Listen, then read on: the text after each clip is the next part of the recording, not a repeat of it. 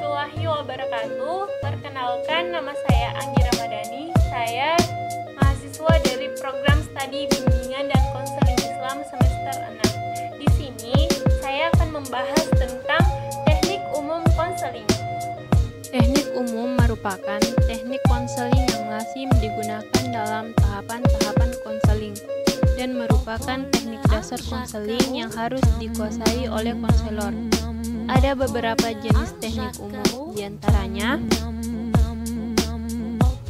yang pertama, perilaku attending. Perilaku attending disebut juga perilaku menghampiri klien yang mencakup komponen kontak mata, bahasa tubuh, dan juga bahasa lisan. Perilaku attending yang baik dapat meningkatkan harga diri klien, menciptakan suasana yang aman, dan mempermudah ekspresi perasaan klien dengan bebas. Yang kedua, empati.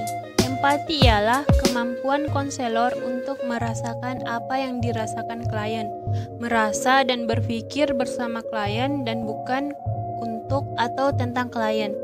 Empati dilakukan sejalan dengan perilaku attending. Tanpa perilaku attending, mustahil terbentuk empati. Ketiga, refleksi. Refleksi adalah teknik untuk memantulkan kembali kepada klien tentang perasaan, pikiran, dan pengalaman sebagai hasil pengamatan terhadap perilaku verbal dan non-verbalnya. Yang keempat, eksplorasi. Eksplorasi adalah teknik untuk menggali perasaan, pikiran, dan pengalaman klien. Hal ini penting dilakukan karena banyak klien menyimpan rahasia batin, menutup diri, atau tidak mampu mengemukakan pendapatnya. Dengan teknik ini memungkinkan klien untuk bebas berbicara tanpa rasa takut, tertekan, dan terancam. Yang kelima, menangkap pesan. Menangkap pesan adalah teknik untuk menyatakan kembali esensi atau inti ungkapan klien dengan teliti, mendengarkan pesan utama klien, mengungkapkan kalimat yang mudah dan sederhana. Biasanya ditandai dengan kalimat awal adakah atau nampaknya, dan mengamati respon klien terhadap konselor. Yang keenam itu pertanyaan terbuka. Pertanyaan terbuka yaitu teknik untuk memancing siswa agar mau berbicara, mengungkapkan perasaan, pengalaman, dan pemikirannya. Dapat digunakan teknik pertanyaan terbuka. Pertanyaan yang diajukan sebaiknya tidak menggunakan kata tanya mengapa atau apa sebabnya. Pertanyaan semacam ini akan menyulitkan klien jika dia tidak tahu alasan atau sebab-sebabnya. Oleh karena itu, lebih baik digunakan kata tanya apakah, bagaimana, adakah, ataupun dapatkah. Nah, yang ketujuh, pertanyaan tertutup. Dalam konseling, tidak selamanya harus menggunakan pertanyaan terbuka.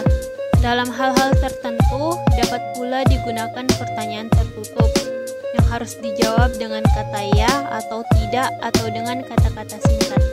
Tujuan pertanyaan tertutup untuk mengumpulkan informasi, menjernihkan atau memperjelas sesuatu, dan menghentikan pembicaraan klien yang melantur ataupun menyimpang jauh.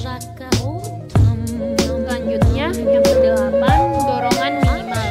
Dorongan minimal adalah teknik untuk memberikan suatu dorongan langsung yang singkat terhadap apa yang telah dikemukakan klien.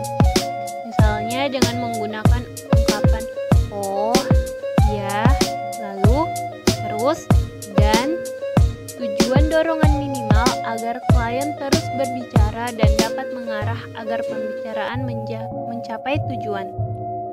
Yang kesembilan, interpretasi, yaitu teknik untuk mengulas pemikiran, perasaan, dan pengalaman klien dengan merujuk pada teori-teori, bukan pandangan subjektif konselor, dengan tujuan untuk memberikan rujukan pandangan agar klien mengerti dan berubah melalui pemahaman dari hasil rujukan tersebut. Yang kesepuluh, mengarahkan, yaitu teknik untuk mengajak dan mengarahkan klien melakukan sesuatu. Misalnya, menyuruh klien untuk bermain peran dengan konselor atau menghayalkan sesuatu. Yang ke-11, Menyimpulkan sementara, yaitu teknik untuk menyimpulkan sementara pembicaraan sehingga arah pembicaraan semakin jelas.